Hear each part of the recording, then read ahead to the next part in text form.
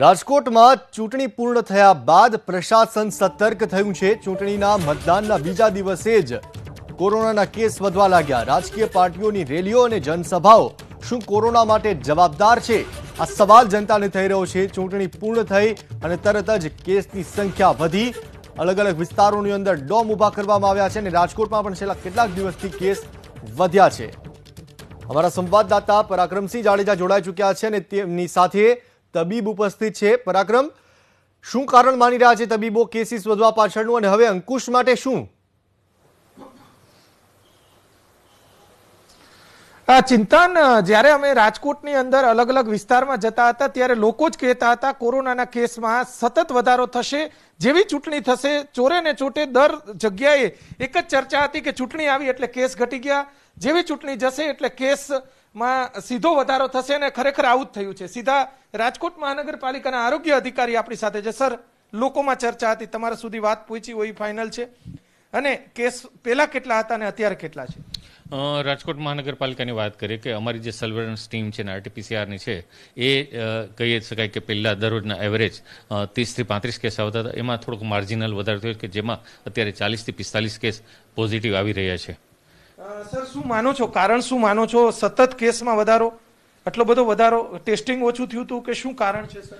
જે અત્યારે તો કહી શકાય કે જે ટેસ્ટિંગ તો એ જે લોકો દ્વારા પોતાની જાતે આવી રહ્યા છે અને ખાસ કરીને કે અમારી જે ટીમ છે સર્વેલન્સ એમણે પણ થઈ રહ્યું છે, પરંતુ ક્યાંક ને ક્યાંક ક્યારેક જે કહી શકાય કે જે ગાઈડલાઇન છે ગાઈડલાઇનનો ચોક્કસપણે અમલ કરવો જોઈએ।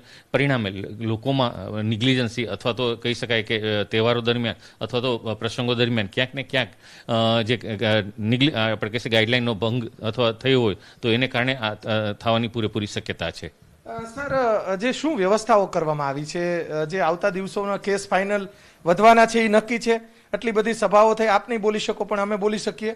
કેસમાં વધારો થયો છે, સભામાં સોશિયલ ડિસ્ટન્સ ન જળવાણું, નેતાઓ ભાન ભૂલ્યા, આ બધું જોવા મળ્યું। ગઈકાલે પણ ઘણા બધા નેતાઓએ જે કહી શકાય કે ભાન ભૂલ્યા। હવે વ્યવસ્થા શું અને આવતા દિવસોની અંદર શું થઈ શકે છે રાજકોટ મહાનગરપાલિકા આને માટે વિજિલન્ટ છે। ખાસ કરીને અમારા મ્યુનિસિપલ કમિશનર સાહેબના આદેશથી અમારી જે સર્વેલન્સનું છે એ સ્ટ્રેન્થન સર્વેલન્સ વસ્તુ એવી છે કે રાજકોટ શહેરમાં કોઈને પણ કોરોનાના ચિહ્નો જણાય તો તાત્કાલિકપણે એમનું ટેસ્ટિંગ થાય અને ટેસ્ટિંગ પ્રમાણે સારવાર થાય। સાથે સાથે અમારે 21 આરોગ્ય કેન્દ્ર છે, 21 આરોગ્ય કેન્દ્રમાં પણ અમારી ટીમ છે એને સ્ટ્રેન્થન કરવામાં છે અને જે અત્યાર સુધીમાં અમારે 50 ધન્વંતરી રથ અને 25 જે સંજીવની રથ છે એમની કામગીરી પણ સઘન બનાવેલ છે અને ખાસ કરીને એના એમઓ છે એમની મીટિંગ લઈ અને જે કેસીસ પોઝિટિવ આવે છે એ વિસ્તારમાં સઘન ચકાસણી થાય અને પ્રાથમિક સારવાર થાય તે પણ અંગે પણ વિશેષ ધ્યાન આપવામાં આવ્યું છે।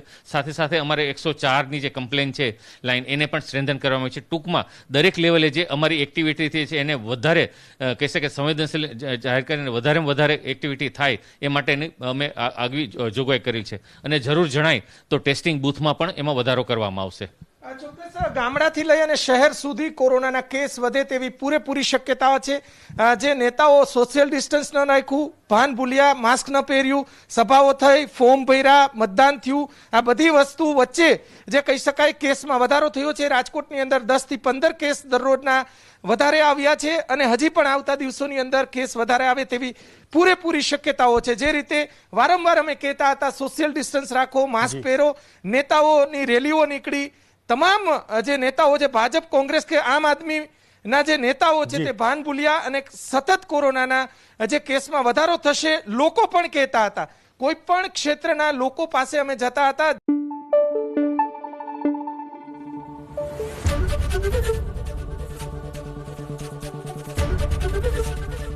એબીપી અસ્મિતા, ગુજરાતની અસ્મિતા।